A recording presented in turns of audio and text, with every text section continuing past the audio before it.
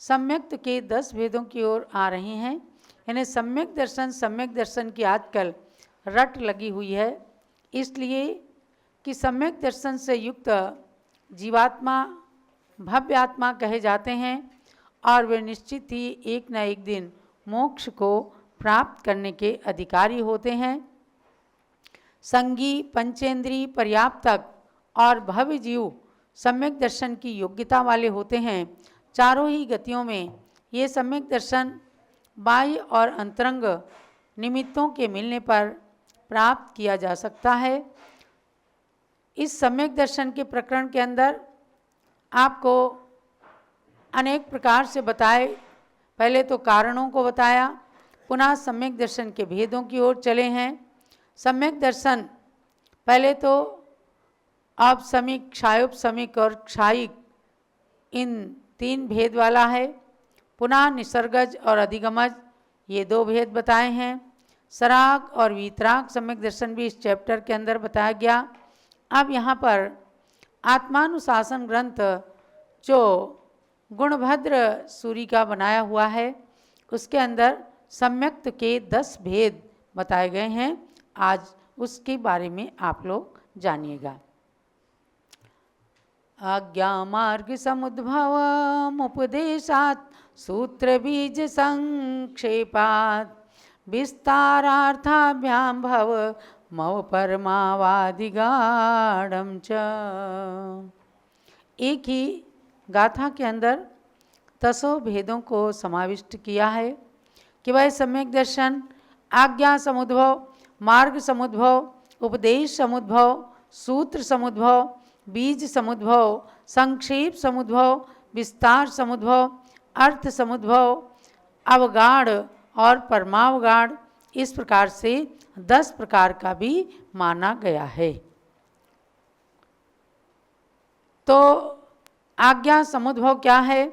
दर्शन मोह के उपशांत होने से ग्रंथ श्रवण के बिना केवल वीतराग भगवान की आज्ञा से ही जो तत्व श्रद्धान उत्पन्न होता है उसे आज्ञा सम्यक्त्व कहा गया है।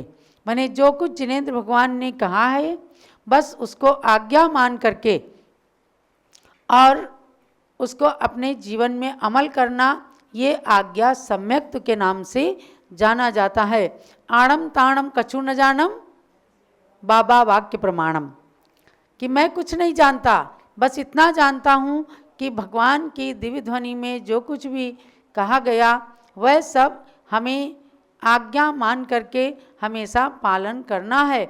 इतने मात्र से आत्मा के अंदर सम्यक दर्शन की उत्पत्ति जो होती है उसको कहा है आज्ञा सम्यक्त्व। दूसरा है मार्ग समुद्भव। दर्शन मोह के उपशम से जो निर्ग्रंथ लक्षण कल्याणकारी मोक्ष मार्ग का श्रद्धान होता है उसे मार्ग सम्यक दर्शन कहते हैं।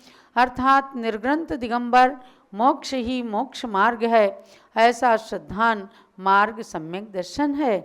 इसीलिए तत्वार्थ सूत्र के प्रथम सूत्र में सम्यक दर्शन ज्ञान चारित्राणि मोक्ष मार्गा, इस सूत्र को कह करके आचार्य देव ने सर्वप्रथम तत्वार्थ सूत्र के पढ़ने वाले लोगों को उसमें प्रवेश करने से पहले मोक्ष मार्ग का दिग्दर्शन करा दिया कि सम्यक दर्शन, सम्यक ज्ञान चारित्र की जहाँ एकता होती है वहीं मोक्ष का मार्ग होता है।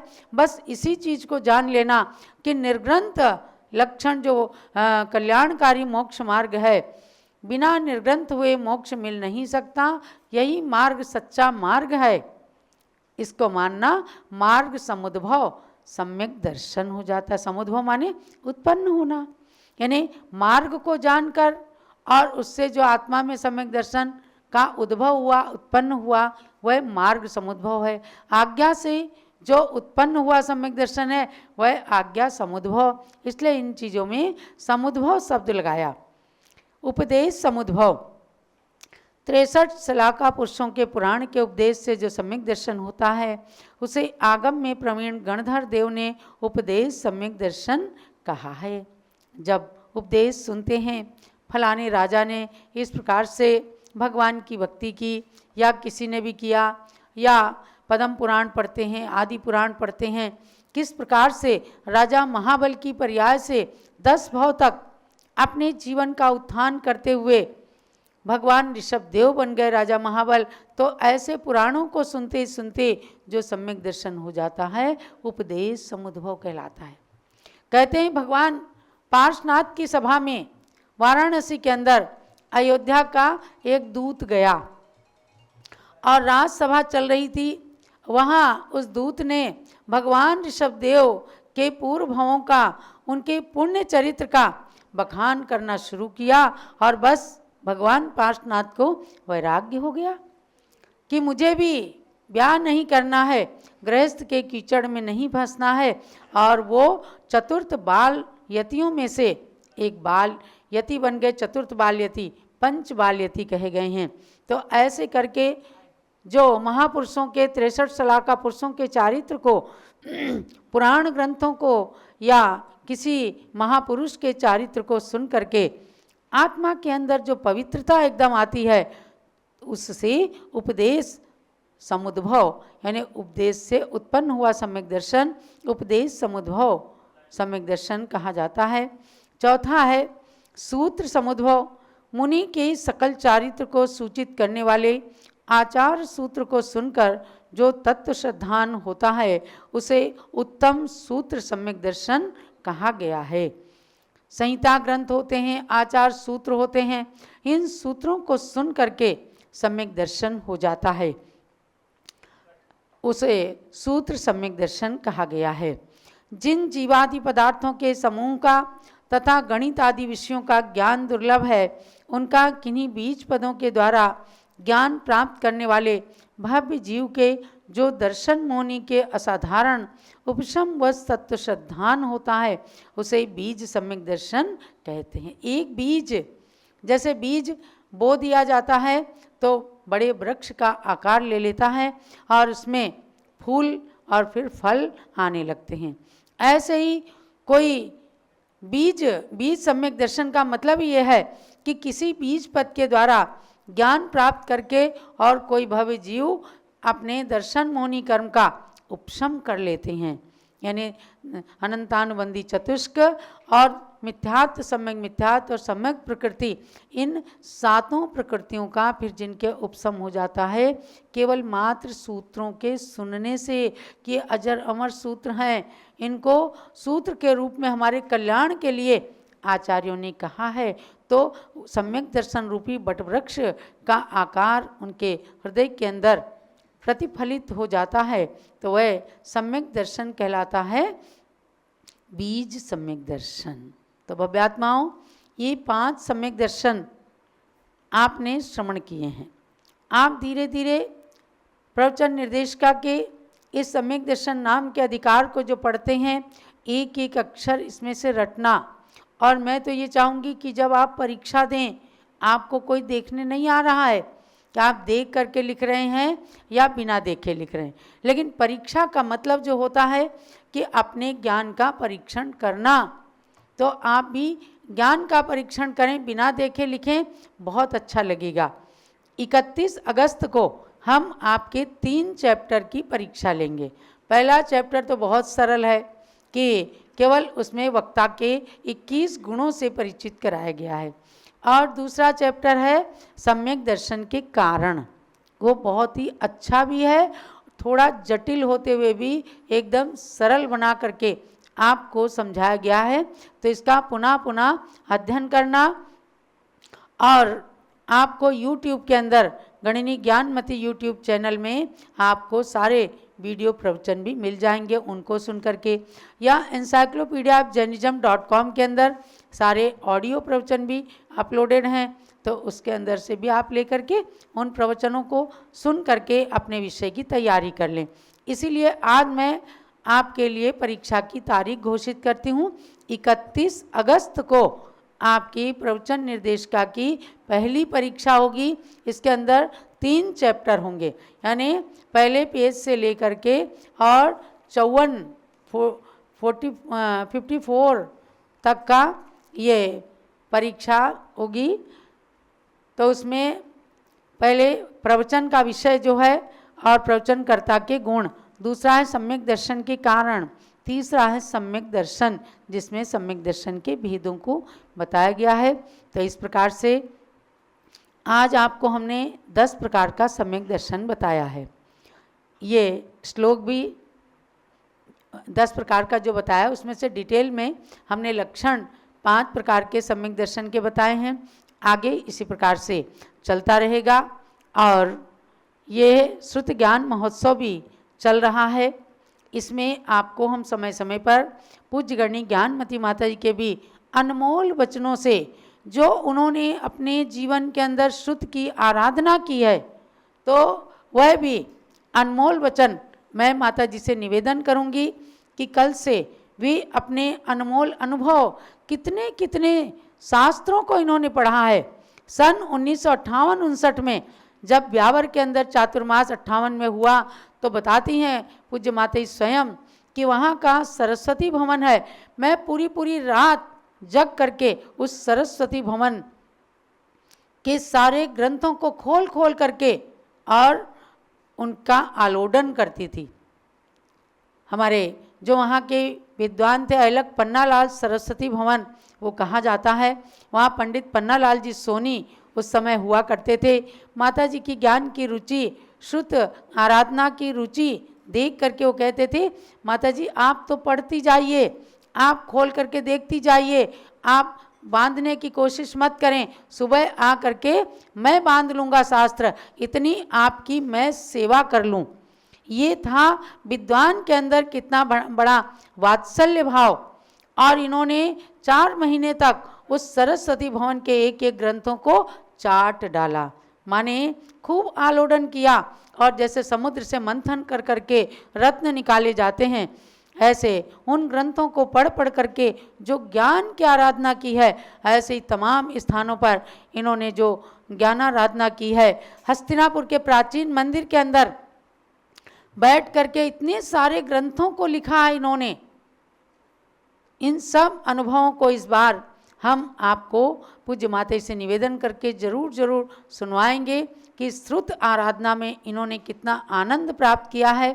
श्रुत की आराधना से उन्होंने संसार को कितनी निधियाँ दी हैं। श्रुत के आराधन से उन्होंने भारतीय साहित्य भंडार को कितना समृद्ध किया है।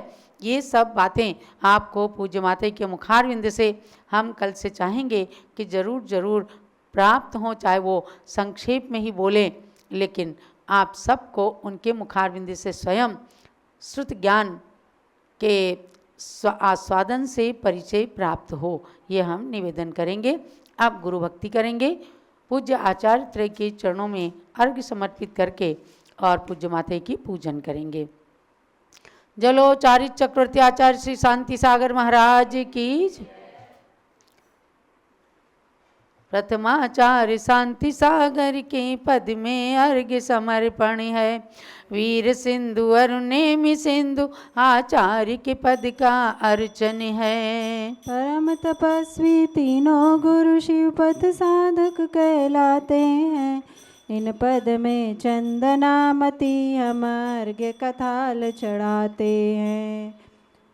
ओम ह्रीं श्री शांति सागर वीर सागर नेमि सागराचार्य त्रय मुनीन्द्रेभ्यो अनर्घ पद प्राप्ते अर्घ्यम निरूपामिति स्वाहा। जलो परम पूज्य गणनी प्रमुख श्री ज्ञानमती माता जी की जय। पूज्य माता जी की मंगल पूजन के साथ में गुरु भक्ति करेंगे। पूजन करो जी श्री गणनी ज्ञानमती माता जी की पूजन करो जी। जिनकी पूजन करने से अज्ञान तिमिर नश जाता है। जिनकी दिव्य देशना से शुभ ज्ञान हृदय बस जाता है। उनके श्री चरणों में आह्वान स्थापन करते हैं। सन्निधि करण विधि पूर्वक पुष्पांजलि अर्पित करते हैं। पुष्पांजलि अर्पित करते हैं। पूजन करो जी श्री गणनी ज्ञानमती माता जी की पूजन करो जी। ओम ह्रीं गणनी प्रमुख श्री ज्ञानमती माता अत्र अवतरोत संवसट आह्वाननम अत्र तिष्ठ तिष्ठ ठः ठः स्थापनम् अत्र मम सनितो भव षट्सनिधिकरणं स्थापनम्।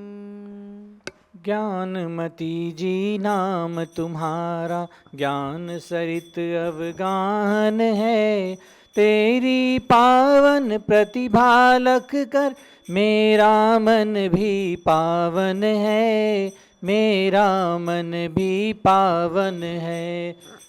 ज्ञानी ने माँ जब से तेरी छाया पाई है, तब से दुनिया की कोई छवि मुझको लुभान पाई है। ज्ञानामृत जल पीने हेतु तव पद में मेरा मन है, तेरी पावन प्रतिभा लख कर मेरा मन भी पावन है, मेरा मन भी पावन है। ओम ह्रीं गणनी प्रभु श्री ज्ञानवती मात्रे जलम निरुपामिते स्वाहा। चंदन और सुगंधित गंधों की वसुधा पर कमी नहीं, लेकिन तेरी ज्ञान सुगंधि से सुरभित है आज मही।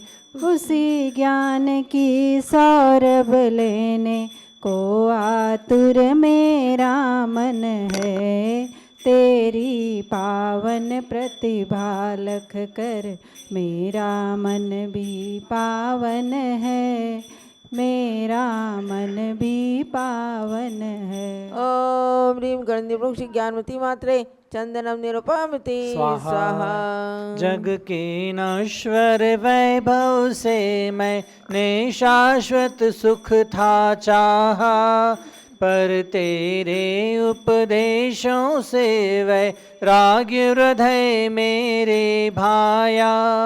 अक्षय सुख के लिए मुझे तेरा प्रवचन ही साधन है, तेरी पावन प्रतिभा लख कर मेरा मन भी पावन है, मेरा मन भी पावन है। ओम ह्रीं गणनी प्रभु श्री ज्ञानवती मात्रे अक्षतम निरुपामिते स्वाहा।